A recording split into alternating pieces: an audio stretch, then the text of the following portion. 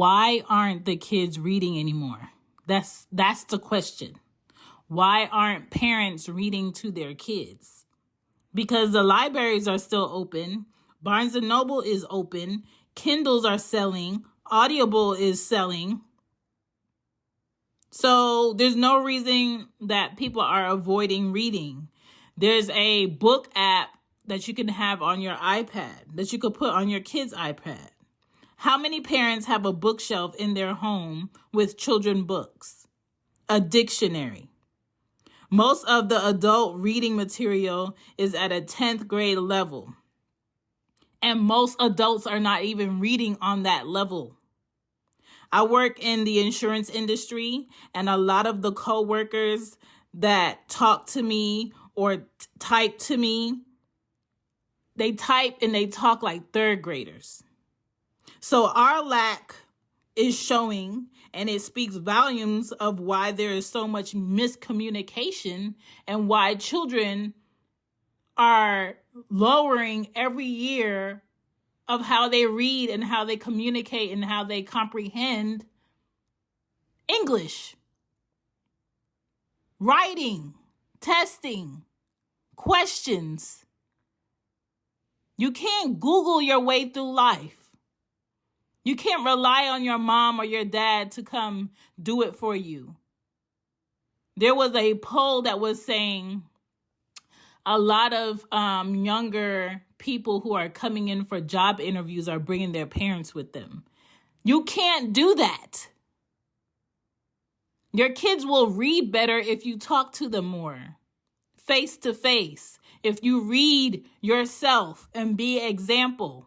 If you let them read to you. We can't sit here and keep blaming the school system or the teachers not doing their job adequately enough, because they're doing the best that they can, most of them. I think having over 20 students in one class and expecting all of them to be on the same level of learning is ridiculous. So let's talk. Welcome to Cozy Womb Podcast. Personally, I believe that comprehension is more important than you just communicating. Because if I take myself out of the United States where I was born and raised and my first language is English, and I go to Tokyo and I don't know the language, no matter how many people communicate with me, if I do not understand the language, if I cannot read in their language, them communicating to me doesn't matter. It's how I comprehend what I'm being told, what I'm reading, right? So comprehension is very important. In order for children to learn about differences, new vocabulary, and complex changes, they have to be able to comprehend. But before they can comprehend, they have to be able to read. The U.S. literacy rate from last year was 79%. And I do not believe that the kids in the U.S. have a limited access to books. It's a lack of encouragement for them to read and access those books. A lot of parents have more toys and computers and smart TVs and devices in their home, and they do not have children books. They do not have a children's dictionary. They do not read themselves. The Wi-Fi is everywhere. Parents don't set the time or the space to read to their kids, and that's a big problem. If you have time for Netflix when you get home, Stars when you get home, your children have time for Cartoon Network, you have time to, have TVs in every room. You have time to allow your child to read to you for at least 30 minutes to an hour per day. You have to make the time. Teachers' classes, to me, like I said, are too big. The focus to make sure each kid is getting what they need out of the day, out of the material that's being given, is too hard to have within 30 to 45 minutes per class. There's a lot of 17-year-olds that can't tell time. There's a lot of sophomores who are going to come out of high school who are reading on a third grade level. Are we surprised that a lot of contracts are being signed by young people who cannot read? Remote learning did not help in 2019 till now in the US, but I think what remote learning did do is give parents a true glimpse into how horrible their child is doing as far as reading, writing, knowing the basics, math, how they comprehend the information, how they memorize the material given, how they learn, how they pay attention. They were starting to understand the frustrations that their teachers are having with their children because they were at home with their children more and more. So we have to help our kids understand what they're reading and how to think through what's being asked for the best response. How children write depends heavily on how well they can read. And until we make that connection, our generation coming up behind us will suffer. We have to spend the time. We can't just send our kids to school and think school is going to teach them everything they need to know. Parents are their children's first teachers. There's no getting around that. Psst, hope that you're enjoying the show, but I have some messages. Thank you so much for checking out this podcast. This podcast has been brought to you by Table Topics. If you would like your own conversation starter cards, you go to tabletopics.com and use my code in all caps, ShanBPodden, for 15% off to get your own Table Topic stack delivered to you or a friend or for a gift. Also, if you're thinking about podcasting or you just want to organize your thoughts or do better in marketing or do better in getting questions for your guests, great. I love it. I have some podcast workbooks that you can write in, take with you. They're very lightweight. You can bend them. You can even store them with your laptop. It doesn't matter. On lulu.com. You can find all the links on shambipodden.com. And if you would like to support this podcast even further, please leave a review on Apple or Spotify or Castbox or even Good Pods to let me know what you think about the show. It helps me out a whole bunch. And if you would like to get some merch, because I did do some new merch, check out Cozy Womb Shop with Teespring. That link is also on shambipodden.com. Now back to the show.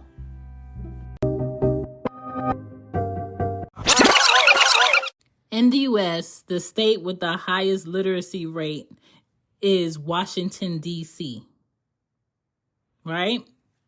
And 54% of American adults read below a 6th grade level. So that means 1 in 5 read at a 3rd grade level by 2023. So this year's rate hasn't come out yet, but that's horrible. So what do we need to do?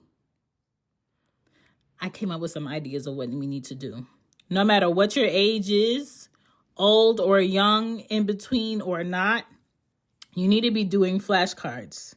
You could do them by yourself. You could do them with the family, but you need to be doing flashcards. You need to be practicing with memory games. You need to be actively listening to your children. Read to your children. Have your children read to you. Do more bookstore visits than going to GameStop, than going to the trampoline place. Go to your local library. Teach your child how to fill out the application for their own library card. Ask your children what they need. Ask your children what they want to read, what they think they would like. Be honest about how your child is struggling and work with their teachers. Be in communication with their teachers. Ask if there's any tutors that will help with reading.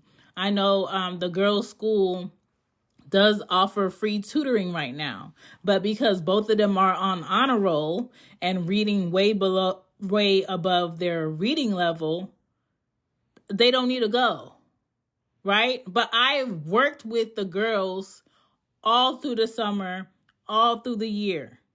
I ask the questions when they get home. How was your day? Do you have any homework? I give them an hour to decompress. By 4:00, they're doing homework. And if they don't have homework, I have worksheets and books for their next age up, their next grade up for them to do. They're never not able to do something in here, whether it's creative, whether it's academic, whether it's a thinking game or a crossword puzzle or a puzzle by itself. I'm always looking for ways to help their minds work. Does your child need speech? Are there certain letters that your child has trouble saying or hearing? Choose books that are on your child's reading level. Your child may be in the 6th grade, but if their reading level is at a 3rd grade level, you're going to have to get them 3rd grade level books. They can work their way up, but you have to get them 3rd grade level books. Books on tape is something that I loved as a kid, that they still provide those.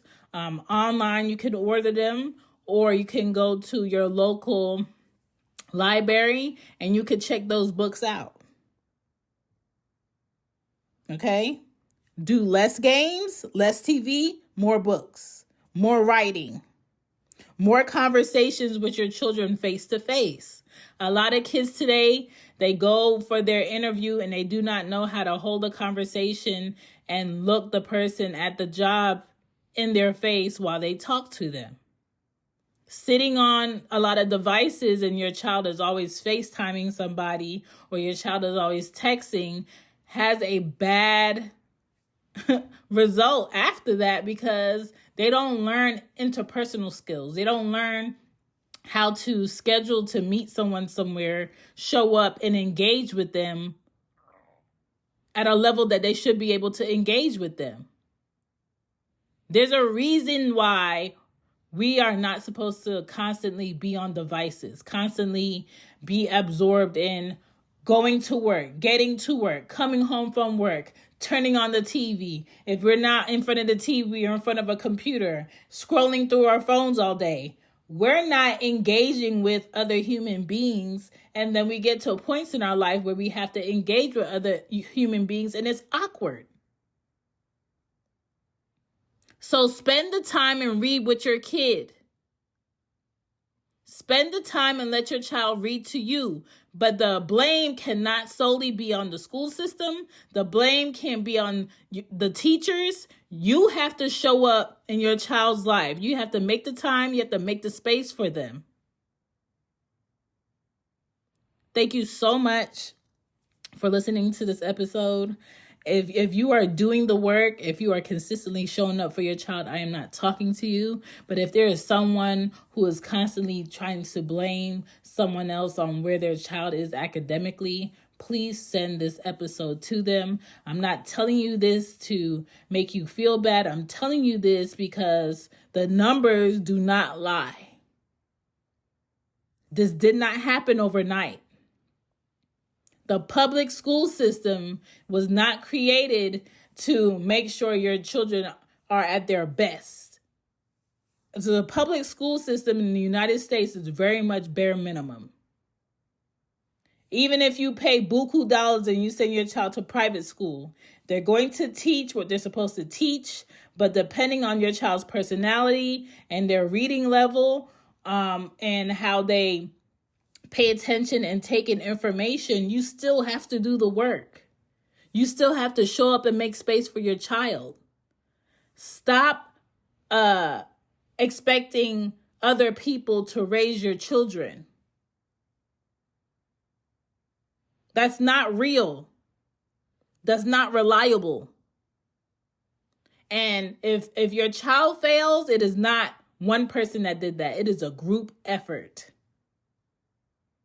But thank you so much for checking out Cozy Womb Podcast. This is a podcast about being a better parent and how you can be better. And if you're around a child, how you can impact a child to be better. Thank you so much. Please read to these kids. Please have these kids read to you. It goes a long way. There are people who are the elderly graduating from high school still and learning how to read. Because learning how to read for Black people in the United States was a crime at one time, but it's not a crime anymore. Learn how to read and teach your family how to read.